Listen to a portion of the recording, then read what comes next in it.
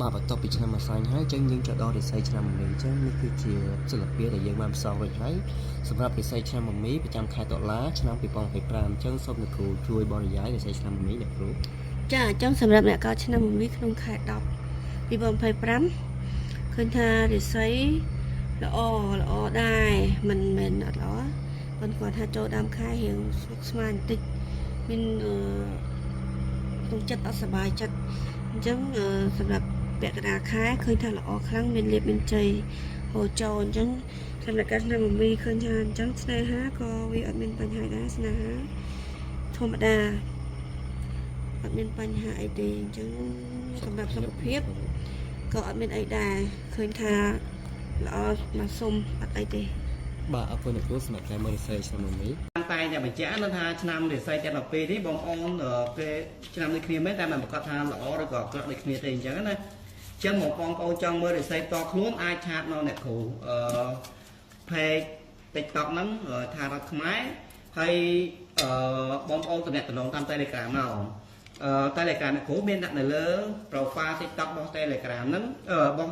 TikTok ហ្នឹងហើយបងប្អូនចូលទៅឃើញមានដាក់ link ហ្នឹងចុច link ហ្នឹងគឺ link ទៅ Telegram ណាអញ្ចឹងបងប្អូនស្រឡាញ់វីដេអូនេះសូមជួយឲ្យបេះដូង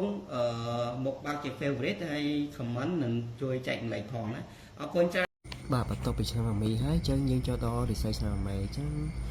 នេះគឺជាសិល្បៈដែលយើងបានផ្សងរួចហើយសម្រាប់រិស័យឆ្នាំមមី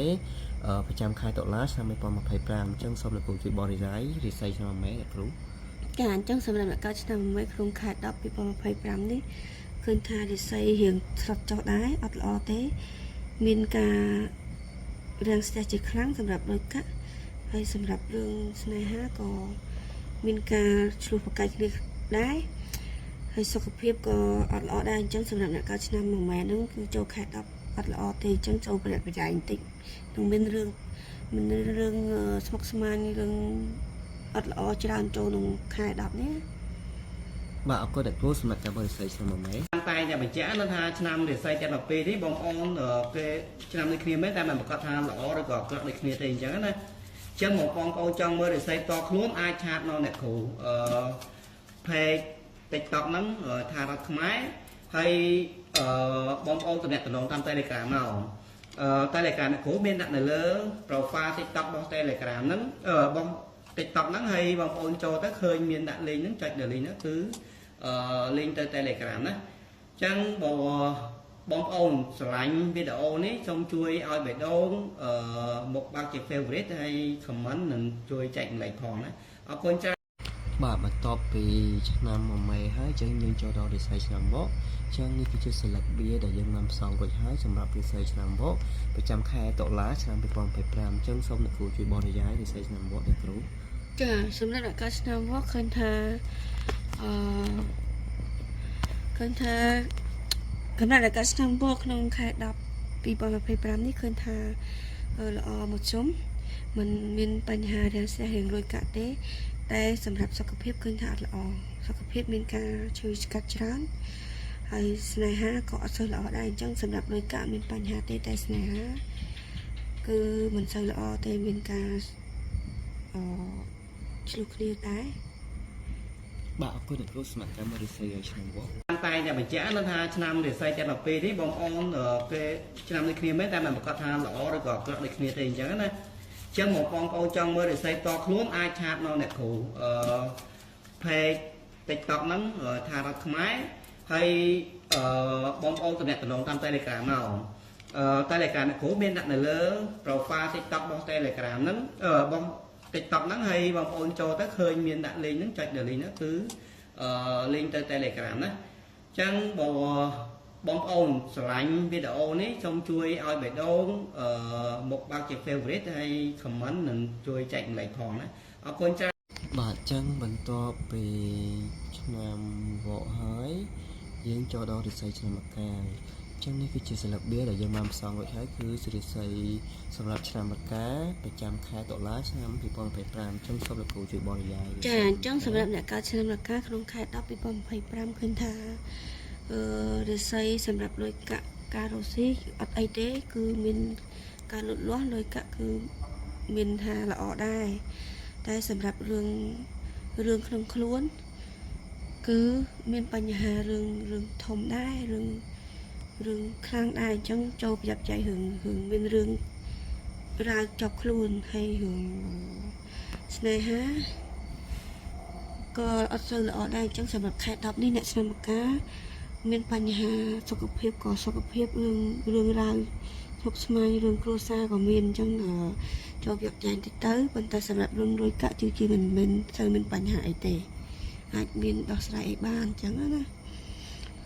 បាទក៏តែគ្រូសម្រាប់ការមើលរិស័យឆ្នាំមកតែតែបញ្ជាក់នៅថាឆ្នាំរិស័យទាំង12នេះបងប្អូនគេឆ្នាំដូចគ្នាមែនតែមិនប្រកាសថាល្អឬក៏អាក្រក់ដូចគ្នាទេអញ្ចឹងណាចឹងមកបងប្អូនចង់មើលរិស័យតខ្លួនអាចឆាតនៅអ្នកគ្រូ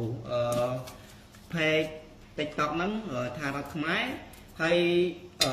បងប្អូនតំណែងតាម Telegram មកTelegram អ្នកគ្រូមានដាក់នៅលើ profile TikTok របស់ Telegram ហ្នឹងបង TikTok ហ្នឹងហើយបងប្អូនចូលទៅឃើញមានដាក់ link ហ្នឹងចុចដល់ link ហ្នឹងគឺ link ទៅ Telegram ណាចឹងបងប្អូនស្រឡាញ់វីដេអូនេះសូមជួយឲ្យបេះដូង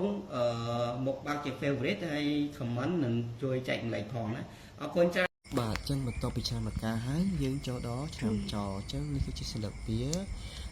ដែលយើងបានផ្សំរួចហើយគឺសម្រាប់ឆ្នាំចប្រចាំខែតុលាឆ្នាំ2025អញ្ចឹងសូមលោកគ្រូជួយបរិយាយចាអញ្ចឹងសម្រាប់អ្នកការឆ្នាំចក្នុងខែ10 2025ឃើញថាអូយល្អមែនតើសម្រាប់អ្នកការឆ្នាំចណាបងប្អូនអញ្ចឹងត្រៀមខ្លួនទទួលលាភទទួលជ័យរកស៊ីអ្វីក៏បានដែរចំណែកអ្នកកម្មឆ្នាំចចង់ដាក់ដូរលក់របស់អីគឺល្អបំផុតសម្រាប់អ្នកកម្មឆ្នាំចក្នុងខែ10នេះណាប៉ុន្តែក៏ថាសុខភាពមានបញ្ហាសុខភាពតិចតួចមានការឈឺក្បាលអីចឹងទៅណាតែបើស្នេហាក៏ល្អដែរស្នេហាឃើញថាស្រឡាញ់គ្នាខ្លាំងណាស់អ្នកកម្មឆ្នាំចអញ្ចឹងឃើញថាល្អមែនតើអញ្ចឹងគឺថាឲ្យវ៉ាវហ្មងអ្នកកម្មឆ្នាំចសម្រាប់ខែ10មែនតើអរគុណអ្នកគ្រូសម្រាប់ការមើលរិស័យឆ្នាំចតែតែបញ្ជាក់នៅថាឆ្នាំរិស័យទាំង12នេះបងប្អូនគេឆ្នាំដូចគ្នាមែនតែមិនប្រកាសថាល្អឬក៏អាក្រក់ដូចគ្នាទេអញ្ចឹងណាចឹងមកបងប្អូនចង់មើលរិស័យតខ្លួនអាចឆាតនៅអ្នកគ្រូpage TikTok ហ្នឹងថារដ្ឋខ្មែរហើយ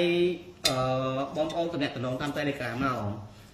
Telegram អ្នកគ្រូមានដាក់នៅលើ profile TikTok របស់ Telegram ហ្នឹងបង